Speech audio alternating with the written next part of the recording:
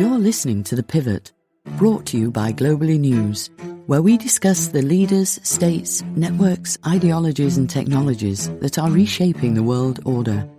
Visit our website at globally.news. That's globe, L-Y, .news.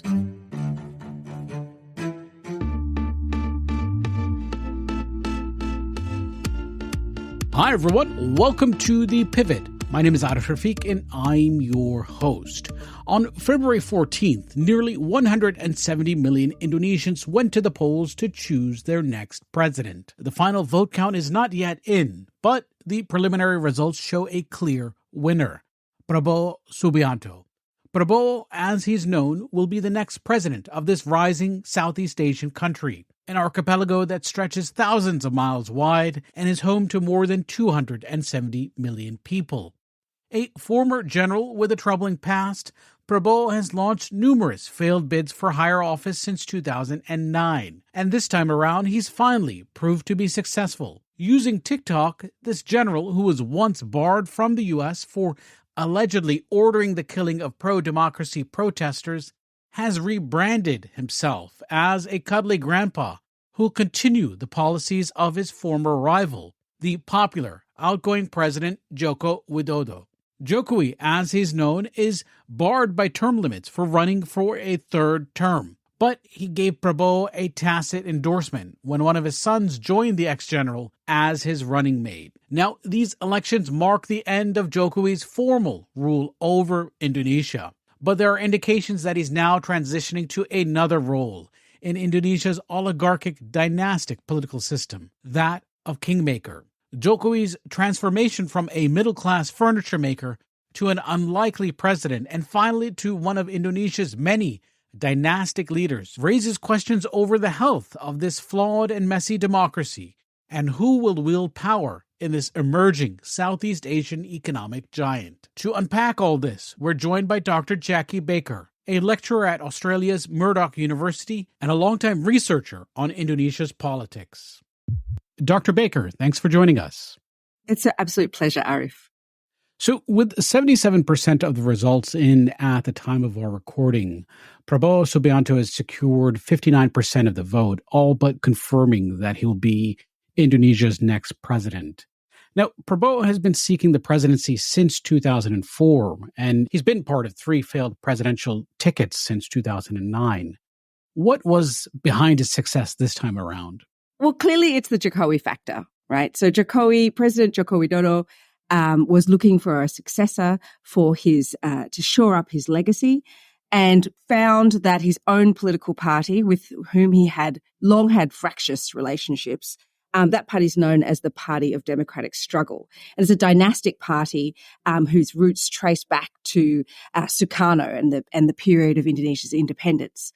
So it's a party of great entitlement and privilege, and sees itself as the vanguard of democracy whilst not acting very democratic. And its head, Megawati Sukarno Putri, daughter of Sukarno, she always made it clear that Jokowi was only ever in power because of she bestowed that upon him, and that he was nothing but a mere member of the party, and that he added really very little to the party's agenda. And so he was just a figurehead of a president for the exercise of her power and her party's power. And I think, 2 terms of that kind of disparagement ultimately saw Joko Widodo seek another heir outside of his nominated party. This is what led him into the arms of Prabowo Subianto. Now, of course, they had a kind of reconciliation after the 2019 election, wherein Prabowo Subianto joined the Jokowi cabinet. So you think of 2 sort of enemies having these horrible, bruising elections. They seemed like an enemy, a split of all of the ages within Indonesian democratic politics. And then suddenly Prabowo turns around and flips and enters the Jokowi Widodo cabinet as Minister of Defense. This is a classic tactic from the president. He likes to pacify by bringing people on board to his agenda, by sharing out the spoils of power. So Joko Widodo and Prabowo Subianto had some kind of reconciliation starting 2019. So when it came to 2022, 2023, and Joko Widodo was scouting around for an heir, having exhausted all other possible alternatives for extending his own presidency, including mulling a very illegal third term, he found himself in the arms of Prabowo Subianto, who had pitched that he would run with Jokowi Widodo's own son, Gibra Raka Rakabuming. And I think the temptation of that, plus the kind of push factors of his own party's truculence, led him to make an alliance with Prabowo. Prabowo's own massive success in winning this election comes in large part because Joko Widodo was able to give him the sort of blessings of a highly favoured president whose own popularity ratings were up in the 80% or something, giving the president a kind of cache of voters who were looking for his endorsement. And Prabowo Subianto won that endorsement. Right. And so we have a mix of factors that explain Prabowo's victory. You've talked about the Joko Widodo factor, and we'll unpack that a bit more later.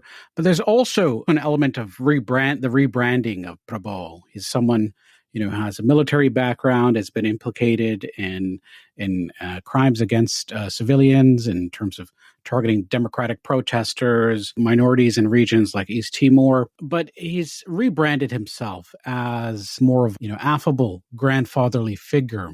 And what I found interesting was that according to exit polls, there's one exit poll by Kompas, an Indonesian newspaper, Prabowo won nearly 66% of the Gen Z vote. And this is an older man with a pretty horrible human rights record, and he performed best among younger voters. And that belies the thinking about, younger voters tending to be more idealistic and change-oriented. So what explains all this? There's talk of TikTok playing a role in terms of the rebranding of Prabowo.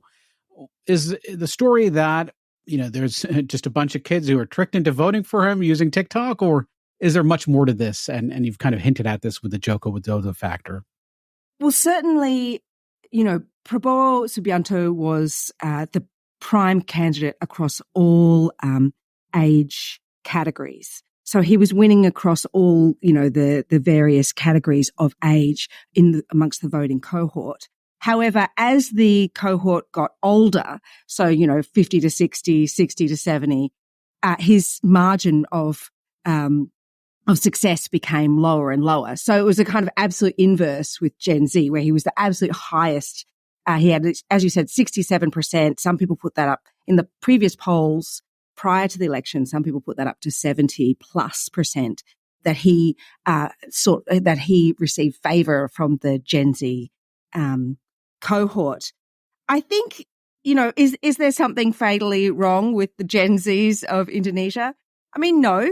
I think that we still do see a very idealistic group of Gen Zs. It's worth noting that Gen Zs across the campuses made an incredibly hard push throughout the Jokowi Widodo presidency for democracy, arguing that reformasi, or the social democratic revolution that had happened in 1998, was collapsing and that had been betrayed. So there were enormous efforts to stymie the voices of Gen Z, who were largely, arguably, elite voices from the campuses, people who were able to study, which is still a very small percentage of Gen Z. But Gen Z is still, the backbone of, I guess, activist movements. But those groups were crushed by the Jokowi Widodo administration and broken up.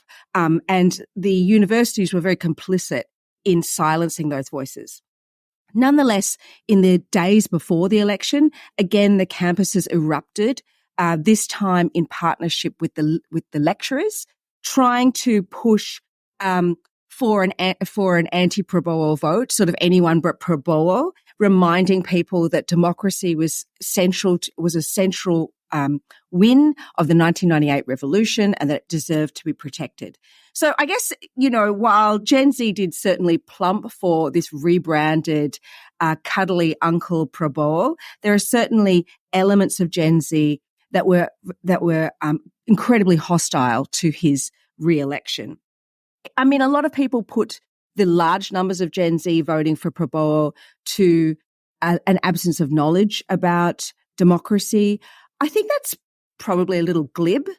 I think more likely is that you have very large numbers of Gen Z who probably don't see great prospects, who are undereducated, who don't see where they fit into the wider economy. And in that context of a large floating, unemployed, low-skilled group cohort of individuals, strongmen can really appeal, especially strongmen who have been endorsed by a president that they largely see as having driven a very successful economic development of Indonesia. So I guess it's a mixed picture. And the shorthand answer is that a lot of young people probably didn't care, or a lot of young people were more concerned about shoring up their futures and saw that future with a strong man like Prabowo Subianto. Yeah, maybe I should be less dismissive of this Gen Z TikTok voter demographic.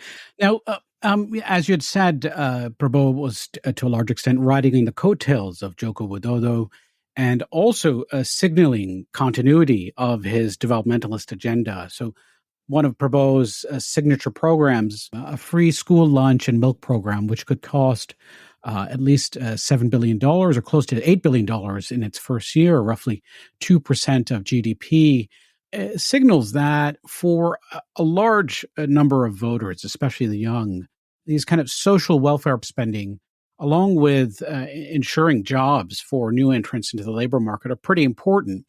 Do you feel that this points towards a kind of precarity or economic security among Indonesia's middle and lower middle classes? Because, we hear a lot about rapid growth at top level, but this is also a very unequal society. And in terms of the spoils of this growth, it's not really distributed fairly. So underlying all this, is there economic insecurity that is a major political force, not just in this election, but in Indonesian politics in general? Absolutely. I think that's what's underlying the Jokowi Widodo government, and that will underlie the dynamics of future governments, is the fact that Indonesia's economic growth is very poorly distributed. In fact, some people argue that most of, something 90% of Indonesia's wealth lies in the hands of 1% of its population. And that may have changed somewhat over the last few years, but there is nonetheless a very large group of Indonesians, somewhere up to 40%, who live with a constant feeling of precarity. So Indonesia is the kind of success story of Southeast Asia in terms of its ability to drive down poverty. And Indonesia has almost eradicated, in fact, extreme poverty. But with that comes new political challenges and new political realities, which is that you have brought on enormous numbers of people with you in your government on the promise that they too can be middle class. But often, the nature of neoliberal economic growth means that you have to have a level of flexibility within the workplace and deregulation within the workplace that makes those secure, stable, middle class jobs very, very difficult to achieve. On top of the fact that there are also major issues with Indonesian education system, where quality of education is quite low. It has been a system that has been focused on rolling out schools as opposed to providing quality education.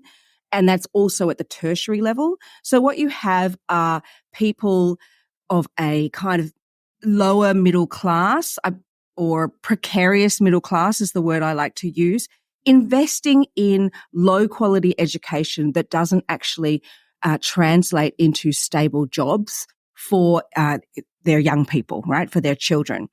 And this is a point of absolute frustration, and it's well recognized, I think, by parents. And I think in politics, there's nothing so dangerous as a dashed aspiration, as a promise of something better that never appears, And I often see this precarious working class within Indonesia as feeling like they're on the way to middle class, but never really getting there. They're on a hamster wheel of precarious short-term contract jobs.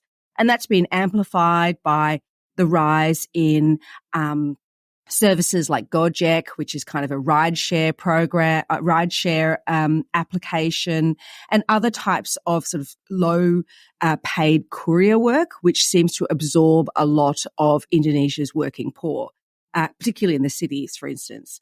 And so I think you've got very large, heaving cities within Indonesia with large levels, large numbers, up to 40 to 50% of people who are watching the city grow around them, watching the trappings of wealth amplify around them, and are being shut out of that promise. And they can feel it themselves as rents go up, as the cost of education goes up, as they become more and more vulnerable to kind of scams being offered at the lower middle class and in the middle class, offering them, again, this will be the way to become rich.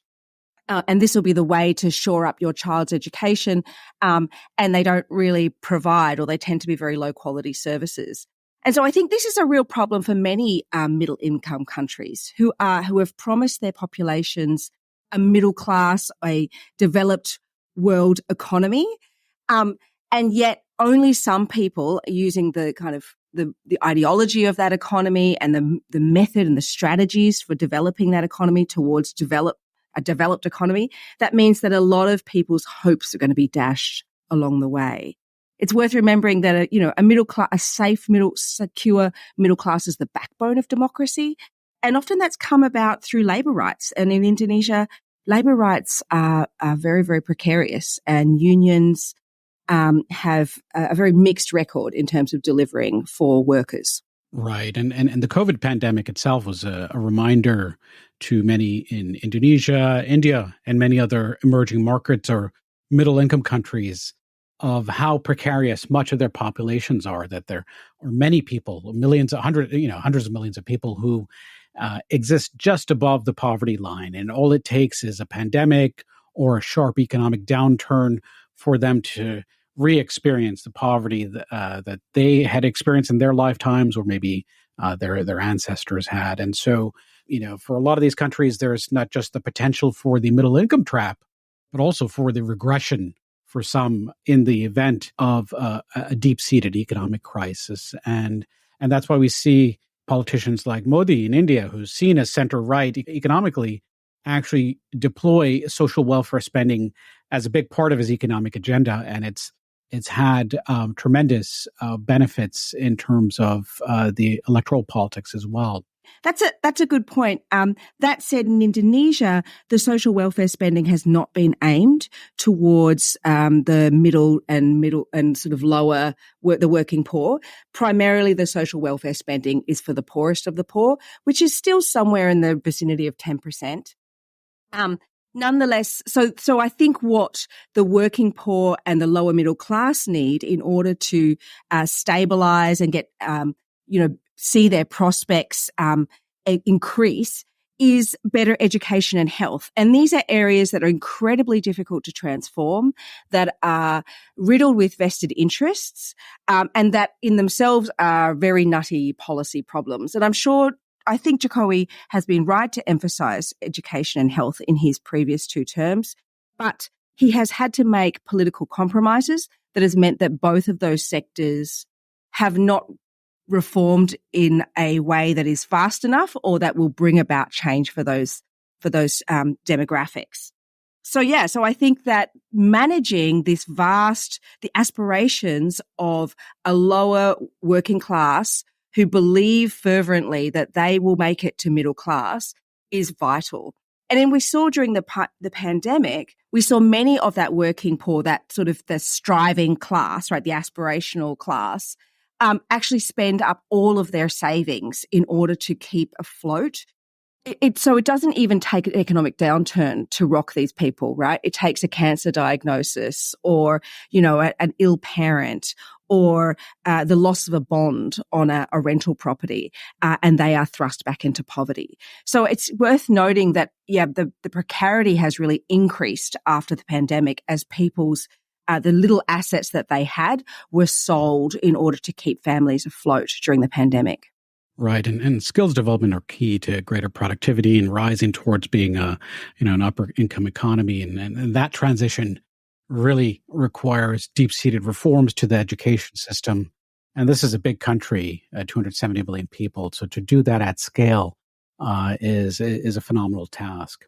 Now, getting back to Prabowo, he's been alleged to have been involved in massacres in East Timor going back to at least the 1980s, the abduction of pro-democracy activists in 1998, and the murder and sexual violence targeting Chinese communities in that year as well. And when I read about Prabowo, the image that comes to mind is an Indonesian Duterte. Maybe that's a forced analogy on my part, but there is a profile of him on the investigative news website, The Intercept. And the author recalls an interview with him from 2001 in which Prabowo says, Indonesia is not ready for democracy. The country needs a benign authoritarian regime. So is Prabowo really a changed man? That's the million-dollar question, Arif. It's a great question. And that's the question everyone's asking. I think there's sort of two schools of thought. On one side, you've got people who speak to Prabowo Subianto's character. And he is a blue blood who made his way to the absolute tip of the spear in terms of the military under the New Order, was incredibly close to the New Order family. Suharto married into the family itself, married Titi Suharto, although they eventually divorced. He's a man who has long had the ambition of being president. He's a man who believes he knows what's best for the country, particularly in terms of foreign policy and defense strategy. And he's also a man whose temperament is well known. He tends to be very aggressive when challenged. He loses his temper very easily. It's worth noting that some of his previous running mates, say Sandiaga Uno, have refused to work with him again in this current presidential campaign.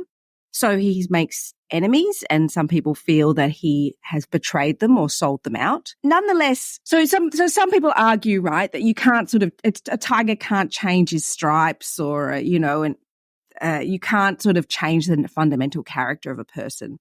It's worth noting, however, that Prabowo has found success as a centrist, and he has rebranded himself as Cuddly Uncle, who has very centralist, moderate, sort of centre-right economic ideas. That's what he puts on his sort of core policy platform. However, when confronted or when provoked on the hustings, out in the campaign, we certainly see old Prabowo kind of sticking his head through, and you hear discussion around, or sort of some angry thumping around, our sovereignty and foreigners are taking our land and what have you. So there's kind of a Prabowo, there's certainly an internal Prabowo who may be busting to get out, and a Prabowo that is deeply authoritarian, a Prabowo that truly, I agree with you, does not believe that democracy is appropriate in a country like Indonesia. He's also shored up by his party, Gerindra, or the Greater National Indonesia Party.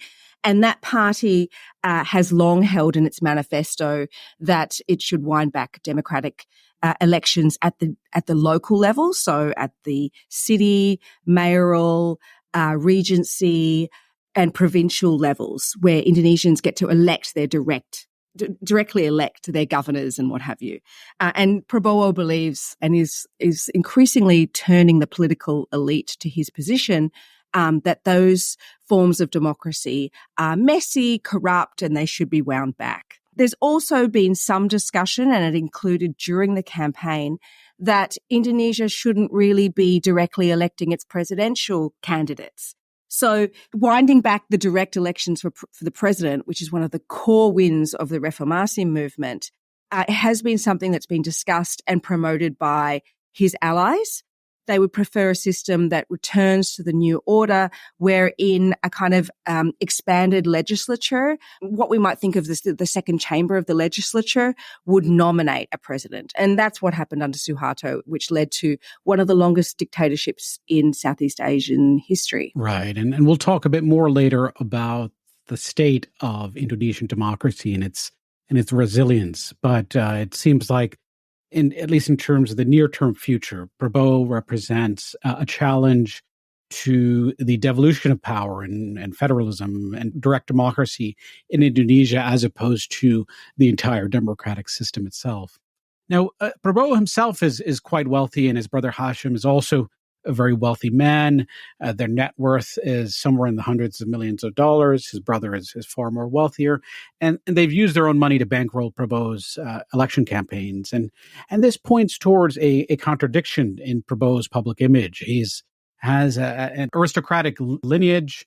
He's an oligarch, and he's also a populist. And forgive me for another potentially forced analogy, but it reminds me a bit of Trump. But I'd like you to talk to us about the connection between money and power in Indonesia, because it is one of the more unequal societies in Southeast Asia. And it seems like there is a bit of a void in terms of the country's politics. There's a demand for a responsive politics in a material sense, but the agents for delivery are politicians who are oligarchs or tools of oligarchs. So I'm wondering, has Indonesian politics been totally captured by oligarchs? And is there space for civil society and grassroots forces? That's absolutely the argument, I'd say, the dominant academic argument in the field, which is that Indonesia's politics have been captured by oligarchs, or that Indonesian politics resembles an oligarchy. And I think there's two ways of thinking about that oligarchy. One is that actual oligarchs are within the political system, they have seen that they are better off shoring up their wealth through the political process by bankrolling political parties and running for elections and having their little parties engage in the transactional coalitional politics of Indonesian government. And they've been able to shore up their interests that way. But another way of thinking about oligarchy is as a relationship between what has been a very racialized economy in Indonesia, historically an incredibly racialized economy, in which a very small minority, an ethnic Chinese minority, dominate most of Indonesia's economic activity and top all of the sort of top 10 lists of Indonesians' most wealthiest. And they are embedded in relationships with what's known as a pribumi, or an indigenous political elite. And that these kinds of relationships are what has dominated Indonesian politics throughout the New Order. I mean, the New Order really bedded down this system of joint enterprises and backing and protection between a sort of parasitic relationship between capital and politics. I think that has loosened up somewhat in the last 20 years under Reformasi, in which we see the pribumi elite or the political elite themselves become very serious oligarchs. And we're also seeing new sectors in which you see the rise of indigenous elites, for instance, in technology and other areas. Meanwhile, our ethnic Chinese oligarchs, who have long sought to capture the political elites, they have found new markets abroad. So we're seeing it's that traditional sense of oligarchy with this symbiotic relationship between politics and capital, while it is still very solid, I think, and it is still the dominant way in which politics works, we're certainly seeing it get more complicated, I guess, in its picture. But that is not proving to bring about better democracy or better outcomes for ordinary Indonesian people. Really what it is doing is expanding the pool and making, I think, the fight between elites much more sharp and bitter. And that in itself tends to close off the political sphere as, I guess, warring economic and political elites utilize their whatever resources they have against each other.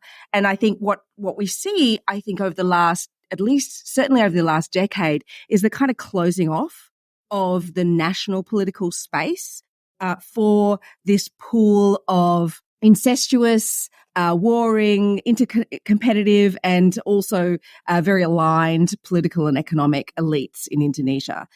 And really, it does feel like a kind of a cartel, effectively, that runs the country.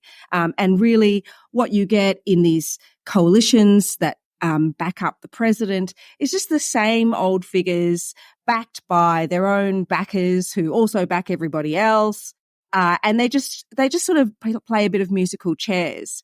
And so certainly I think the national level politics has been closed off to ordinary people. Political parties and new political parties really struggle. The political party system is fundamental in keeping out change and keeping out new faces and turning efforts to make change, say the new Indonesian Solidarity Party, which was a real effort to reinvigorate reform, and drawing them into the kind of corrupt politics of this cartel. So that party is now very much aligned with the current and soon to be exiting President Joko Widodo. So I guess it's like you can't come into politics without playing the game of politics and therefore being tainted by it. And it's very, very difficult to see how national politics can change in this context when you have a party system and an oligarchy that polices this national space so fiercely. Right. And on that subject of initially transformative political forces being transformed by the system itself, Joko Widodo has initially came to power and was seen as an outsider, this non-elite politician. At least abroad, he was described as Indonesia's Obama, but in that period, I think at least the U.S. news media was trying to look for other Obamas in other parts of the world. It's a self-absorbed nature of how, the U.S. media looks at the world. But I'm wondering, one, to what extent was that mythical? Because, there's indication Jokowi was actually funded by oligarchs even before becoming president. And then, since coming to power, he's been co-opted many of these elites, at least to, survive in power and push forward his agenda. So what does that say about, the possibilities of political change in Indonesia? Because Widodo has this tremendous popularity, somewhere close to 80%, according to the latest polls. But that star power and that public support hasn't really translated into a kind of ability to implement his own agenda without being tainted by these establishment forces. I guess it is the absolute paradox that a political outsider like Jokowi, whose political career was honed and trained through the decentralized democracy system. So he was a mayor of Solo and became governor of Jakarta before he became president. So he came through the kind of provincial ranks, and this was seen as a way that the national political system would get fresh talent and fresh blood. And certainly Prabowo Subianto's competitors, Ganjar Pranowo, he is also a governor for Central Java, and Anies Baswedan was the governor for Jakarta. So there is certainly a sense from the parties that the fresh political talent is coming from the regions and through this process of regional democracy. But that is also a major threat to them, and which is part of the reason why I think the national political elite are souring against decentralized democracy. And Joko Widodo, I think, has often been seen as a man who is a reformer and a pro-democracy reformer, but who was thwarted by the national, this national political dynamic wherein kind of everyone gets drawn into these transactional politics. But I think Joko Widodo only ever had a very loose commitment to democracy, and he is himself a very instrumentalist political player.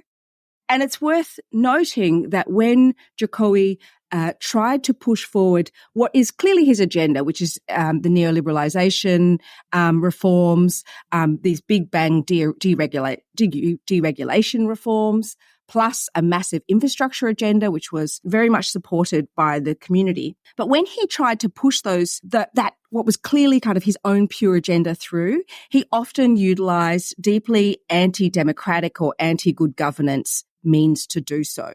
So I recall very clearly in 2014, him calling in. He's only been a few months in power at this stage. He still had the shine of the Southeast Asia's Obama to him. Civil society had huge hopes for him. And I remember this peculiar meeting where he calls in the head of the police, the head of the Attorney General, and the head of the Anti-Corruption Commission, which then was a commission that was fearsome and independent and was absolutely rigorous in their efforts to rid Indonesia with corruption. And he calls them in to the palace and explains to them that he will be embarking upon a massive infrastructure program and that they are not to touch his infrastructure projects. So he wants no independent investigations of corruption around his infrastructure projects. And as his term unfolded, it was certainly a no-go zone. I mean, prosecutors and investigators would talk about that all the time, that you could not touch one of the national infrastructure projects, despite the fact that there was enormous amounts of money being trafficked through those projects. It was also said that Jokowi enabled or allowed or turned a blind eye to somewhere with the value of 20 to 30% of those projects being siphoned off by predatory bureaucrats and the private sector. So Joko Widodo has this reputation, I guess, of a Democrat thwarted or a Democrat turned by a national political system that is so riddled with corruption.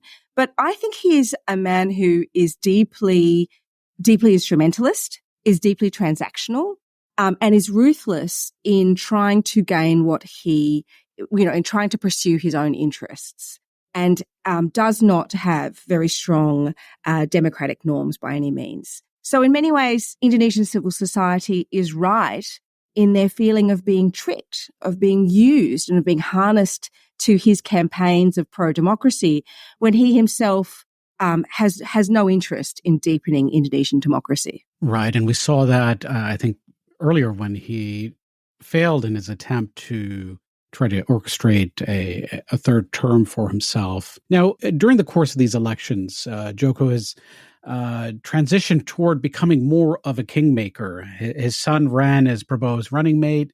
He's got another son who heads a small political party. And so he's assuming a role that's similar to other power brokers in Indonesia, controlling things behind the scenes. So it's very akin to Megawati, who is the daughter of another longtime ruler of Indonesia, Sukarno. And so I'm wondering, how likely is Jokowi's influence to endure post-presidency? He has the popularity, but does he have the money also? That's a really good question. There's never been a sense that Jokowi himself has an asset base of oligarchical proportions. Nonetheless, he certainly has many different companies, and those companies are engaged in very deep relationships with oligarchical parties, ex-military, ethnic Chinese conglomerates, and what have you. He has certainly been careful to shore up, I guess, his family's economic prospects. But if that's I don't know whether that's his driver. There's never been that sense that that's his driver. Will that money give him an ongoing role in politics? That's a very good question. I think at this point, he is banking on installing his two sons into national politics as a means by which of shoring up his legacy.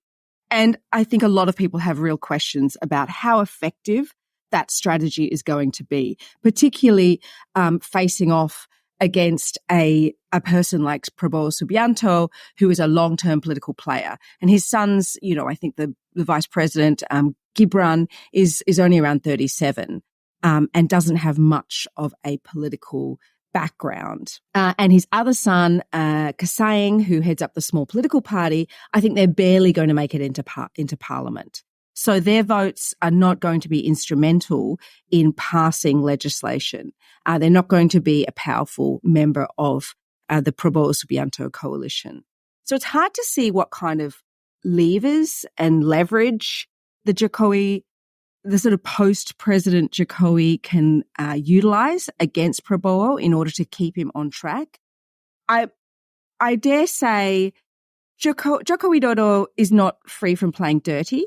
And in both the 2019 campaigns and the 2014 campaigns, there were very credible allegations that he was instructing his police and attorney generals to sort of manufacture or dig up old allegations of corruption against local elites in order to twist their hand to supporting his electoral campaign and in fact deliver certain numbers of votes. It may be that Joko Widodo has, compromat against Prabowo Subianto, and that's why he believes that this pact between these two giants in politics is going to hold. I think, it's anybody's guess, but certainly there will be points of tension, and it's a question of when will those points of tension arise and around what kinds of issue. Many people have said Joko Widodo is a fool to trust Prabowo Subianto and think that he can control a person like Prabowo Subianto. But Joko Widodo is a pretty fearsome political player in himself, and I have no doubt he's thought that through. So it's a question. We don't know what is going to transpire, but it'll certainly be a very interesting time for Indonesian politics. It's worth noting every time political elites of this stature engage in conflict, it's Indonesian democracy that is sacrificed as elephants stomp, it's the mice that get crushed. So too is it Indonesians' quality of democracy that becomes eroded.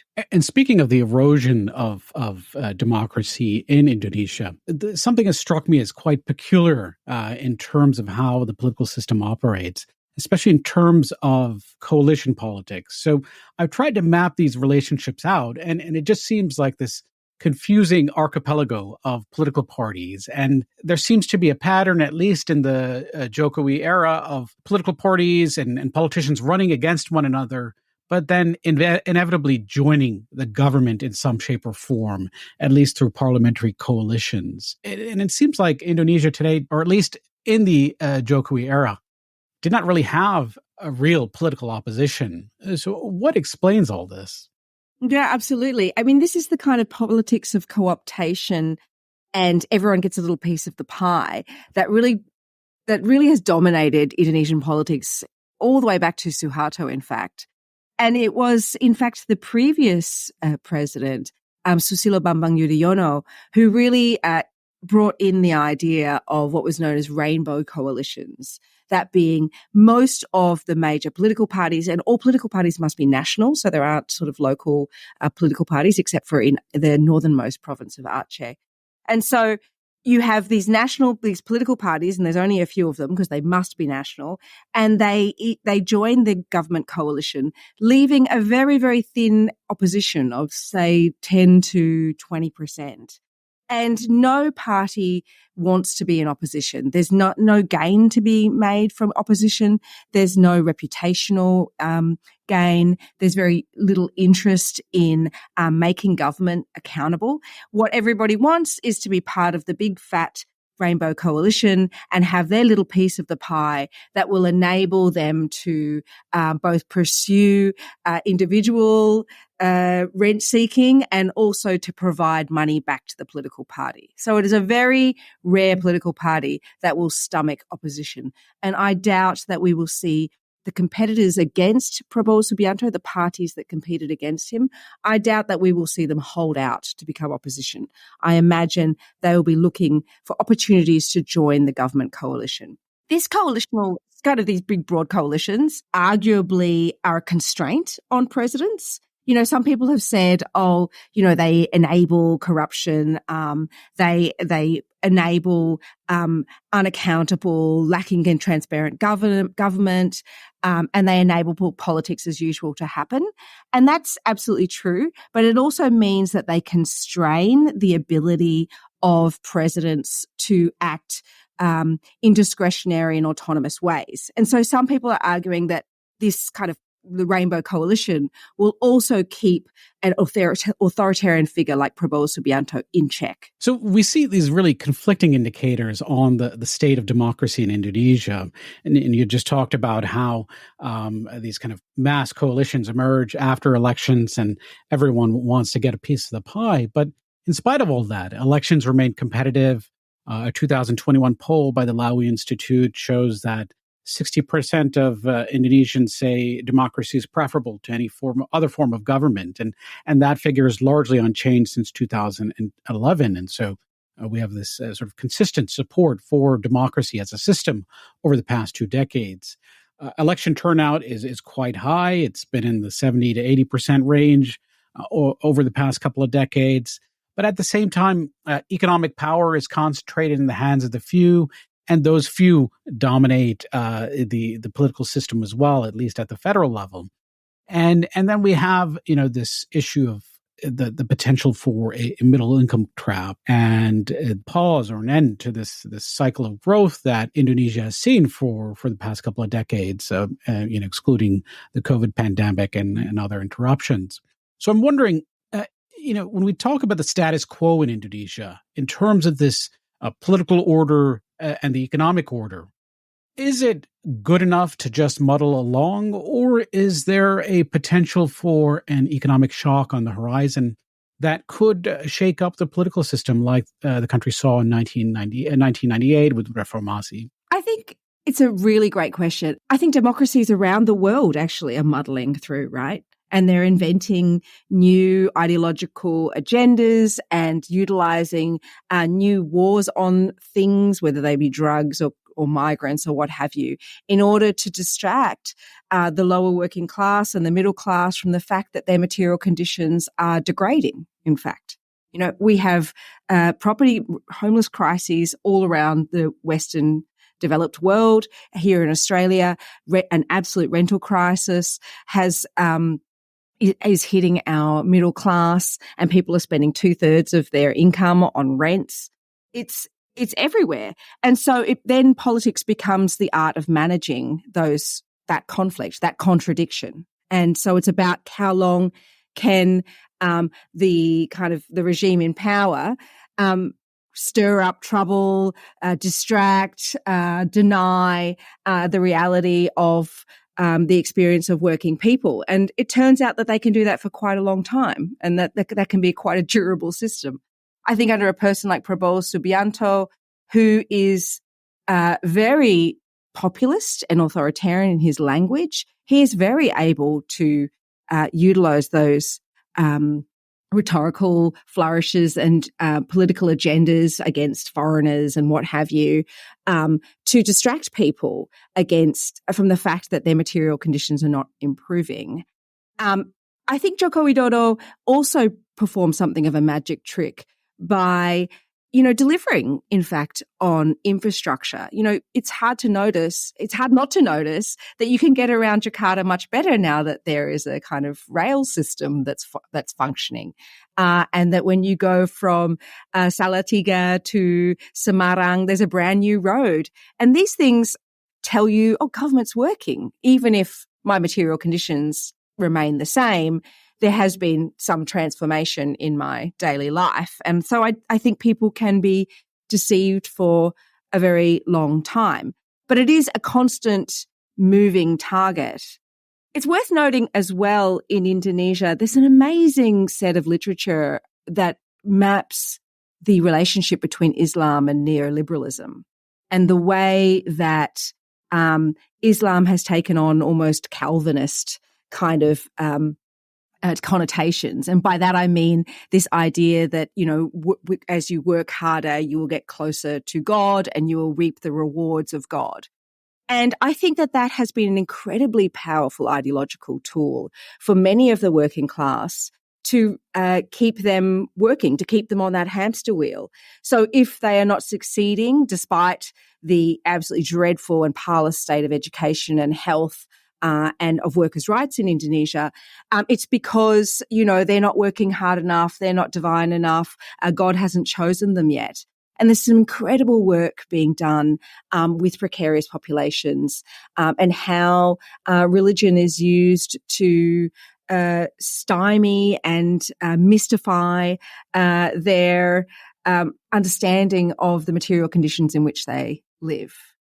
So I think this is a moving target and a problem for all democracies. I think we've seen in many regards the discrediting of the neoliberal global economy in terms of its ability to build a solid, safe middle class.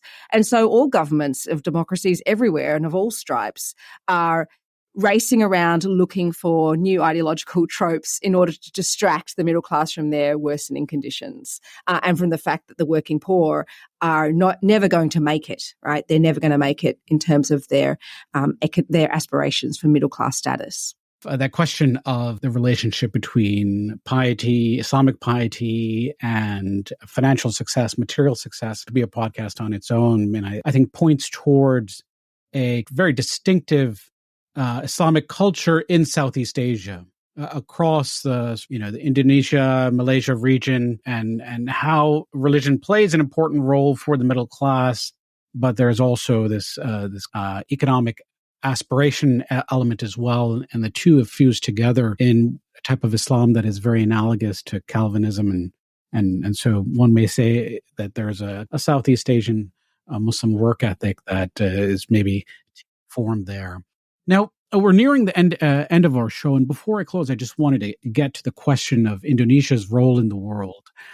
One thing that strikes me about Indonesia today, at least compared to its past, is that we don't really see it as an assertive geopolitical actor. So Indonesia has been well known, is well known for hosting the Bandung Conference, which paved the way for the non-aligned movement.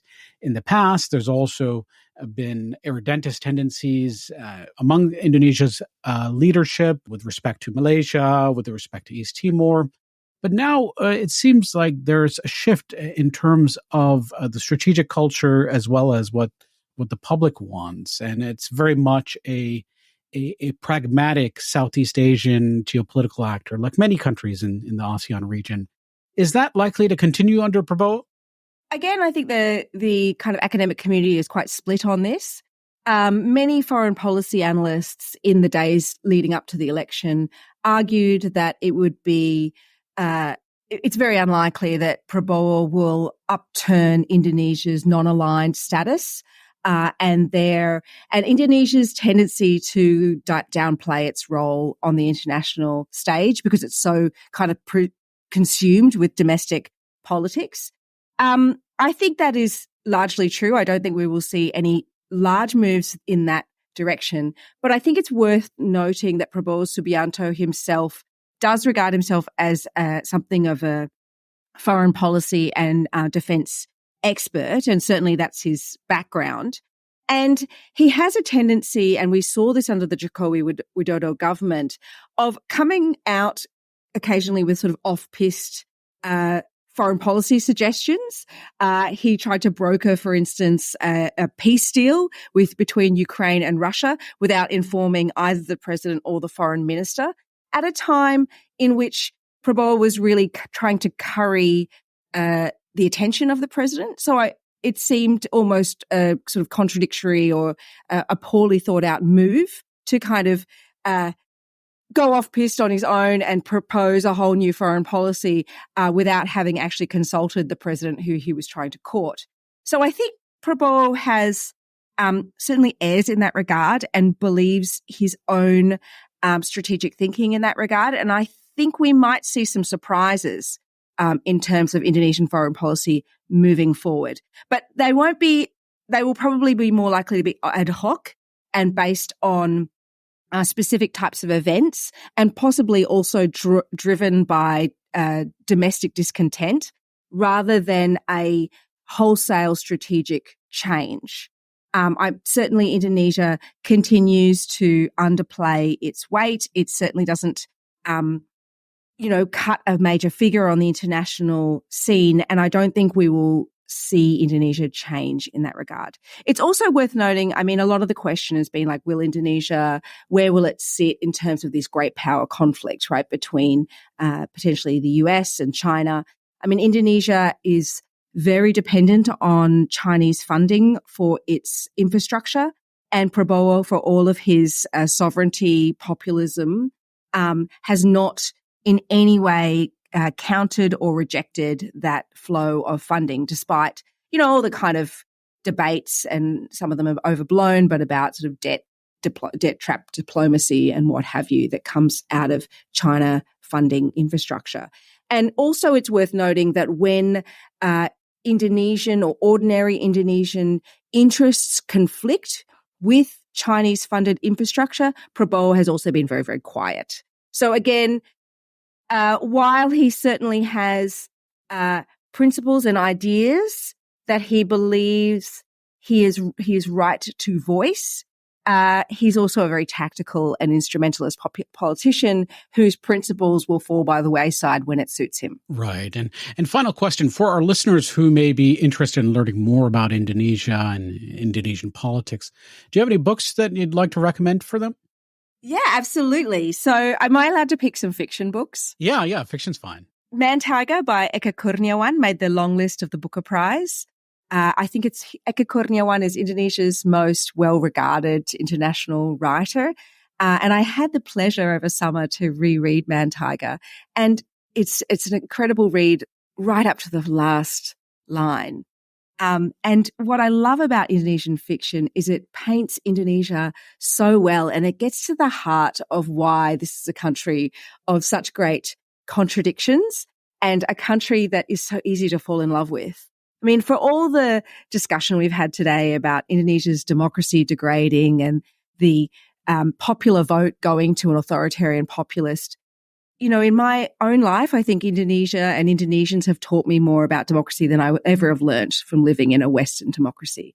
Indonesians love democracy. They are, I think, a deeply democratic people who have the capacity to think in new ways and bring together new political visions. And I think that's better captured in fiction than it is in nonfiction, unfortunately, perhaps because of the poor record that the Indonesian radicalism has, I guess, on the national political stage. Another book that I thought was, again, summed up those paradoxes and those contradictions of Indonesia was a book called Birth Canal, which has just come out by a writer called Dias Novita Wuri, which is about, I won't spoil it for your audience, but it's a really shocking book about women's bodies. And it comes to, you know, for a country, the largest Muslim country in the world, that is kind of presumed to have certain gender relations, I think Birth Canal really upturns everything you ever thought about gender in Indonesia. Two other nonfictions, I guess, for an audience looking to learn more about Indonesia. These two were written by foreigners. Elizabeth Pisani's Indonesia, etc. is a fantastic read, a real page-turner. And also Vincent Bevan's The Jakarta Method, which was an excellent book about the impact of US foreign policy on countries and their developmental trajectories, including Indonesia. And Vincent really draws in ordinary stories into this kind of vast geopolitical Cold War that he narrates. And that was Dr. Jacqui Baker of Murdoch University. Please subscribe to our show on your platform of choice, and thank you for tuning in.